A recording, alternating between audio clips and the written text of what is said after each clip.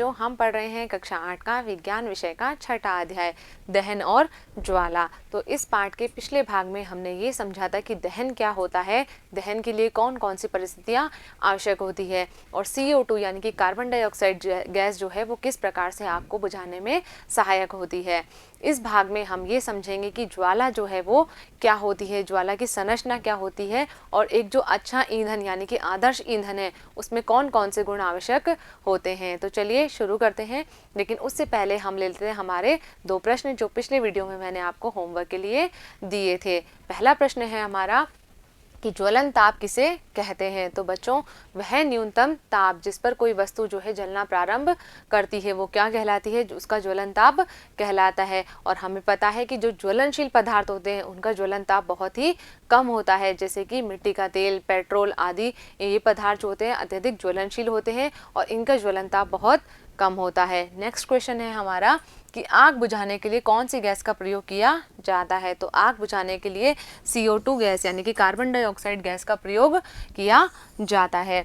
चलिए, ये हो गए दोनों प्रश्नों के उत्तर। अब बढ़ते हैं हम अपने टॉपिक की तरफ। तो हम पढ़ रहे थे कि दहन क्या होता है और दहन के लिए कौन कौन सी परिस्थितियां आवश्यक होती है। तो पिछले वीडियो में हमने देखा था किसी भी पदार्थ का जलना क्या कहलाता है, दहन कहलाता है। और दहन के लिए जो है ईंधन यानी कि वह पदार्थ जो जल रहा है वह आवश्यक है। इसी के साथ साथ वायु यानी कि ऑक्सीजन की आपूर्ति और ऊष्मा यानी कि उस पदार्थ को ज्वलन ताप से अधिक ताप प्रदान करने के लिए आवश्यक परिस्थितियां जो है वो मौजूद होनी चाहिए, तभी किसी पदार्थ का जो है दहन हो सकता है। तो ये जो दहन होता है वो अलग अलग प्रकार का होता है। जैसे कि हम देखें कि जब भी हम जो है गैस स्टोव को चलाते हैं तो हम क्या करते हैं, गैस की नोक को घुमाते हैं और किसी माचिस या लाइटर की सहायता से उसे जलाते हैं। तो क्या होता है कि वह जो गैस है वो तेजी से जलने लगती है और उसमें क्या होता है, ऊष्मा और प्रकाश उत्पन्न होता है। तो इस प्रकार का दहन है वो क्या कहलाता है, वो कहलाता है तीव्र दहन, जिसमें क्या हो रहा है कि शीघ्रता से जो है ज्वाला उत्पन्न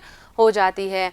इसी के अलावा कुछ पदार्थ ऐसे होते हैं जो कमरे के ताप पर जो है वो आग आसानी से पकड़ लेते हैं। जैसे कि हम बात करें फास्फोरस की, तो फास्फोरस जो है वो कमरे के ताप पर भी वायु से अभिक्रिया करके जलने लगता है, यानी कि इसके लिए कोई विशेष परिस्थिति नहीं चाहिए होती है। तो जब पदार्थ बिना किसी प्रत्यक्ष कारण के जो है अचानक लपटों के साथ में जल उठता है तो उसे हम क्या कहते हैं, उसे हम कहते हैं स्वतः दहन, यानी कि इसको हमने जलाया नहीं है, ये अपने आप ही जो है इसके अंदर आग उत्पन्न हो गई है। तो ये क्या कहलाएगा, ये कहलाएगा स्वतः दहन।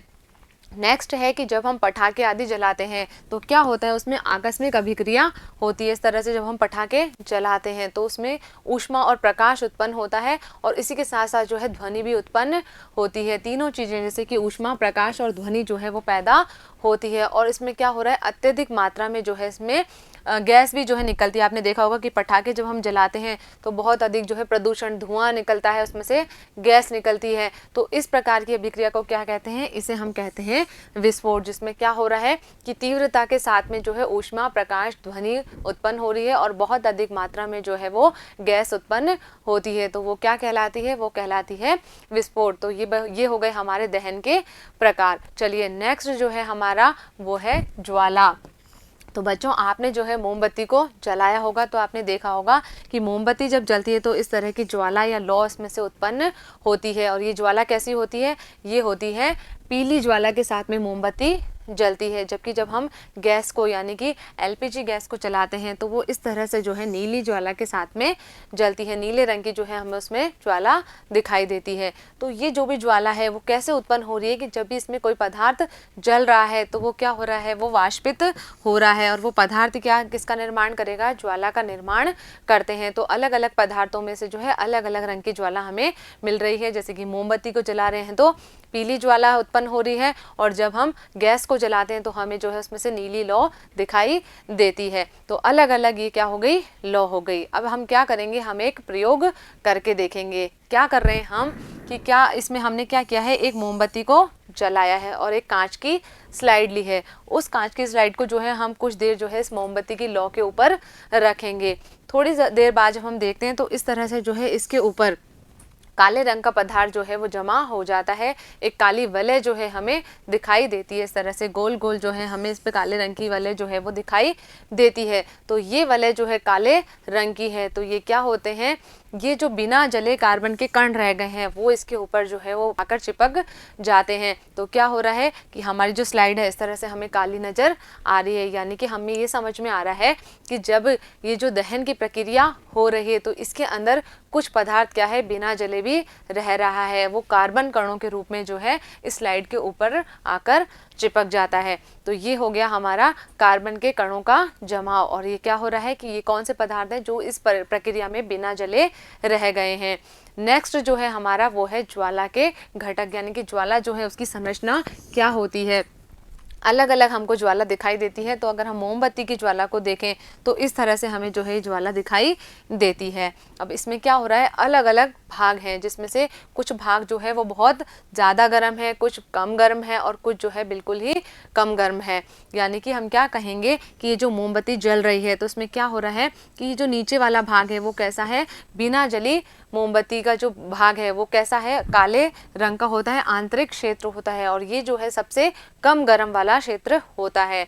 इसके अलावा अगर हम बात करें इसकी जो बिल्कुल बाहर वाली जो नीली लौ है वो क्या होती है, वो इसका जो बाहरी भाग है वो सबसे गर्म भाग इसका होता है और बीच में जो हमें पीला पीला भाग दिखाई दे रहा है मध्य का वो क्या होता है, कम गर्म भाग होता है। यानी कि इसमें 3 भाग हो गए, एक भाग है जो सबसे अधिक गर्म है, एक भाग कम गर्म है और एक जो है वो सबसे कम गर्म भाग इसमें होता है। तो ये हो गई हमारी ज्वाला की संरचना।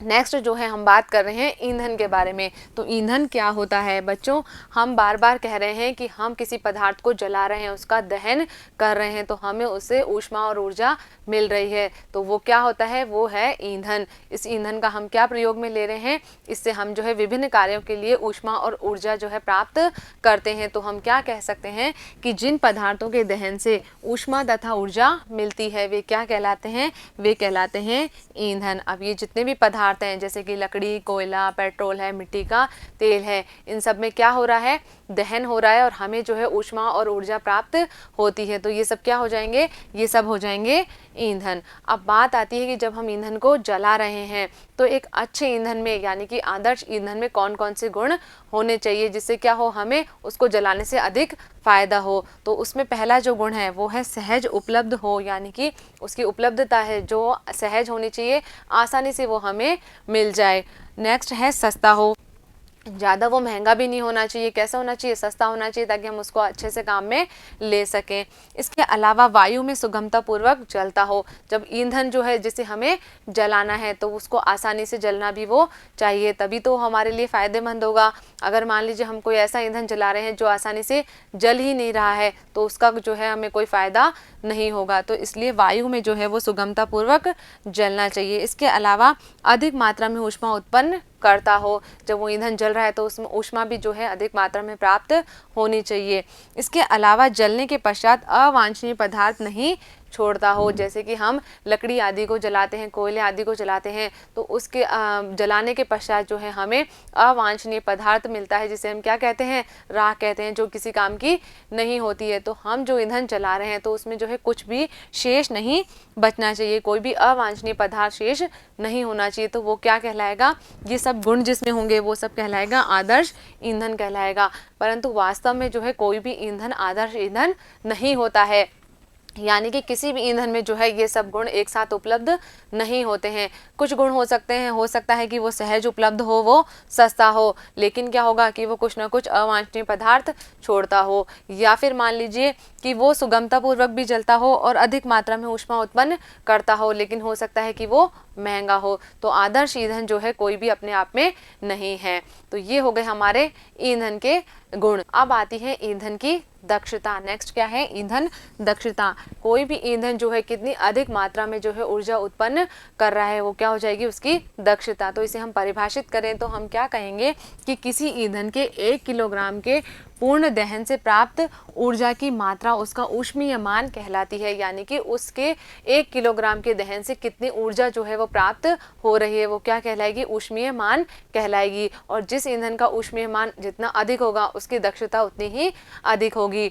और इसका जो मात्रक है वो क्या है, किलो जूल प्रति किलोग्राम है। इससे हम जो है इसको किलो जूल प्रति किलोग्राम से दर्शाते हैं। तो अलग अलग जो ईंधन होते हैं उनकी दक्षता जो अलग अलग होती है। जैसे कि हम देखें गोबर के उपले, तो इसको जलाने पर जो है 6000 से 8000 किलो जूल प्रति किलोग्राम ऊष्मा उत्पन्न होती है। लकड़ी की अगर हम बात करें तो 17,000 से लेके और जो 22,000 है वहाँ तक इसकी ऊर्जा होती है। इसके अलावा कोयला जो है 25,000 से लेके 33,000 तक इसका ऊष्मीय मान होता है।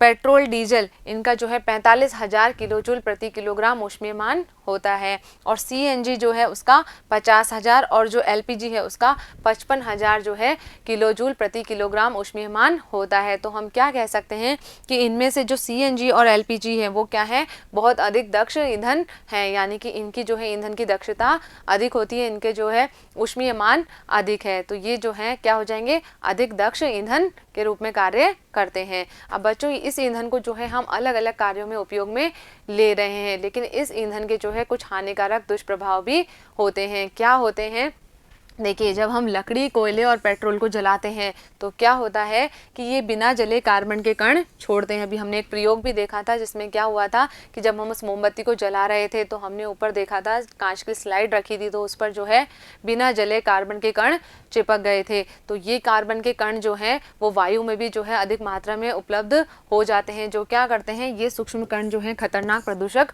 होते हैं, जो दमा यानी कि जो श्वास रोग होते हैं, सांस की बीमारियां होती है वो उत्पन्न करते हैं। इसके साथ साथ इन ईंधनों का अपूर्ण दहन क्या करता है, कार्बन मोनोऑक्साइड गैस उत्पन्न करता है। तो ये जो कार्बन मोनोऑक्साइड गैस है ये बहुत ही विषैली गैस होती है। कई बार आपने अखबार में पढ़ा होगा कि कुछ लोग क्या करते हैं कि बंद कमरे में जो है अंगीठी या कोयला जलाकर सो जाते हैं, और जिससे क्या होता है कि अगली सुबह उनकी मृत्यु हो जाती है। क्यों? क्योंकि बंद कमरे में क्या हुआ, जब हमने इस कोयले को जलाया तो क्या हुआ, अपूर्ण दहन हुआ, क्योंकि कमरा कैसा था, बंद था, तो उसके अंदर ऑक्सीजन जो है उसकी कमी हो गई। तो अपूर्ण दहन जब हुआ तो कार्बन मोनोऑक्साइड गैस निकली, और ये क्यों है, बहुत ही विषैली गैस होती है, जिससे क्या होता है कि व्यक्ति की मृत्यु हो जाती है। तो इस वजह से क्या होता है कि हमें जो है कभी भी बंद कमरे में जो है अंगीठी जलाकर नहीं सोना चाहिए। नेक्स्ट जो इसका दुष्प्रभाव है वो क्या है कि अधिकांश ईंधनों के दहन से कार्बन डाइऑक्साइड गैस निकलती है। ये जो कार्बन डाइऑक्साइड गैस है ये क्या करती है, ये विश्व उष्णन यानी कि जो ग्लोबल वार्मिंग की समस्या है वो पैदा करती है। हमने जब आग बुझाने के बारे में पढ़ा था तब हमने देखा था कि जो कार्बन डाइऑक्साइड गैस है ये क्या करती है, एक आवरण की तरह कार्य करती है। तो यह कार्य जो है पृथ्वी के लिए भी कर रही है, और इससे क्या करती है, पृथ्वी के चारों तरफ जो है वो एक आवरण बना देती है, जिससे क्या हो रहा है कि पृथ्वी का जो तापमान है वो बढ़ रहा है।